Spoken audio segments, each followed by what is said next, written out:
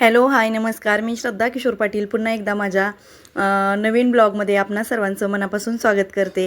तर सुंदर दिवसाची सुंदर सुरुवात झालेली आहे आणि सर्वप्रथम सर्वांना श्री स्वामी समर्थ.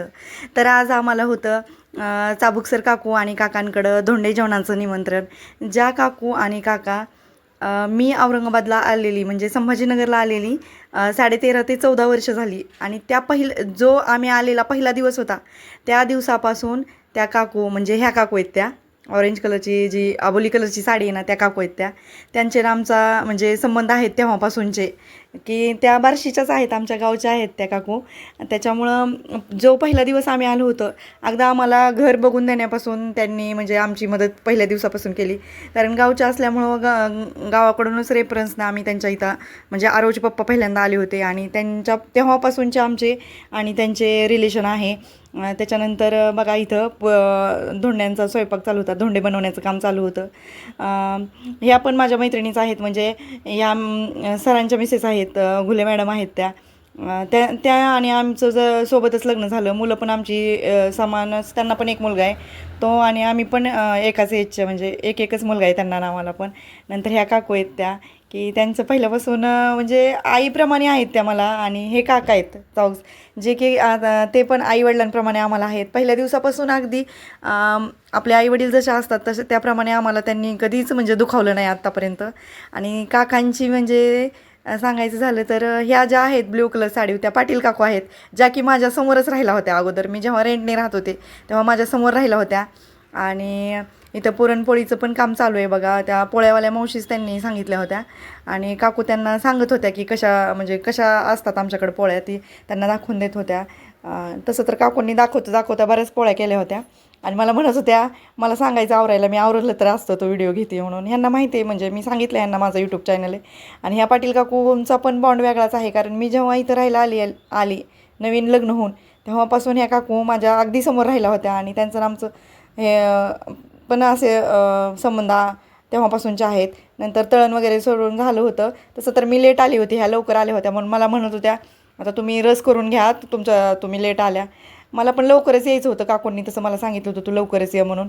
पण माझं कसं आरवचं स्कूल होतं त्याला 2 टिफिन द्यावं लागतात म्हणजे ब्रेकफास्टचा पण द्यावा लागतो आणि लंचचा पण टिफिन द्यावा लागतो आणि आहोंना पण घाई असती लवकर जायची.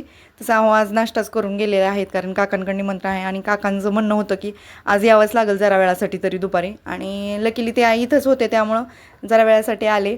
आणि ह्या मला म्हणत होत्या तुम्ही उशिरा आला तर आता तुम्हाला शेवटपर्यंत थांबावं लागणार आहे आज मला म्हणत होत्या काकू. त्या खाली पोळ्या चालू होत्या त्या पण मला म्हणत होत्या तुम्ही सगळ्यात उशीर झाला तुम्हाला. मला 10 वाजले होते यायला, या सगळ्यांचं म्हणजे लवकर आले होते 8 वाजल्यापासूनच ह्यांचं चालू होतं. आणि काकूंनी मला पण सांगितलं होतं की तू लवकरच ये म्हणून.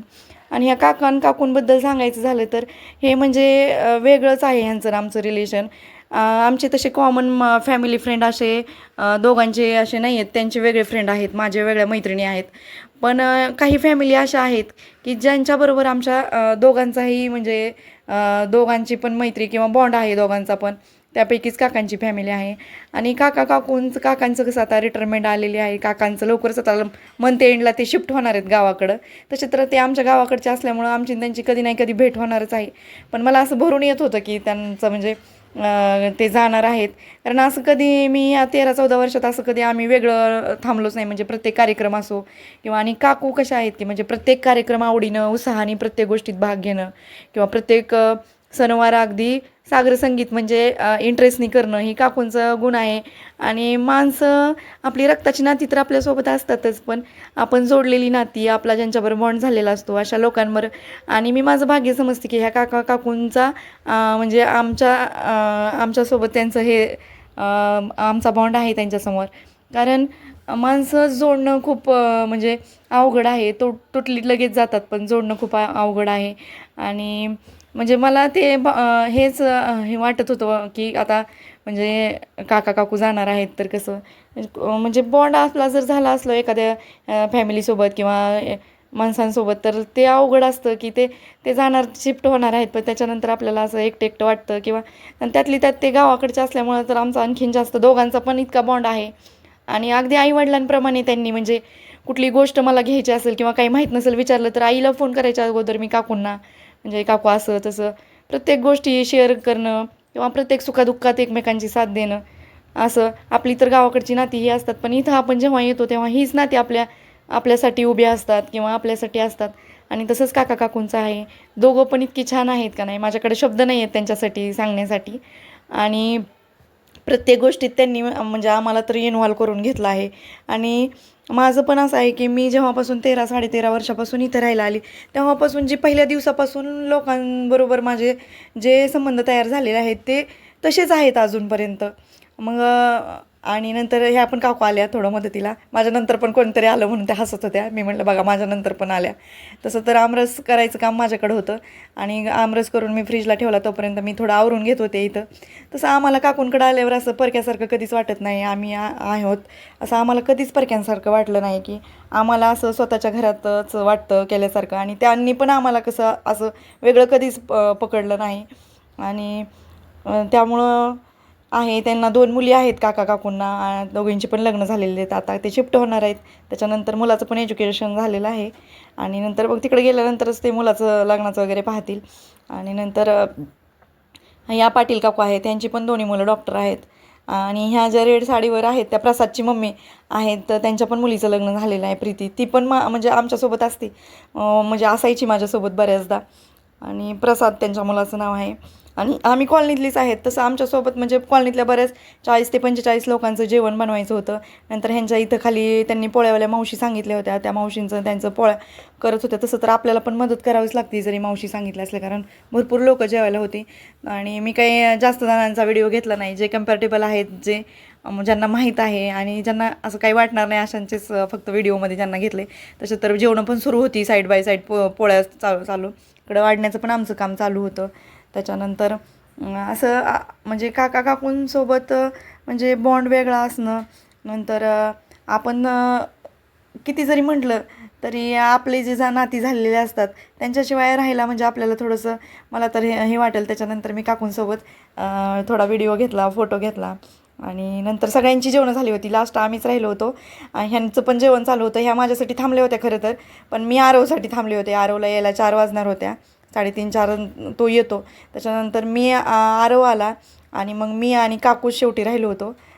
काकूंना मी म्हणलं होतं तुम्ही करून घ्या सगळ्यांसोबत, पण नाही. मग ह्यांची झाली होती तरी पण ह्या माझ्यासाठी म्हणजे बसल्या होत्या की तू राहिली तर. मग तसं तर आरव किती जेवतो सगळ्यांना माहिती आहे, पण मग मला त्याच्याशिवाय, कारण येऊन जेवण करून सगळ्यांसोबत गेले होते.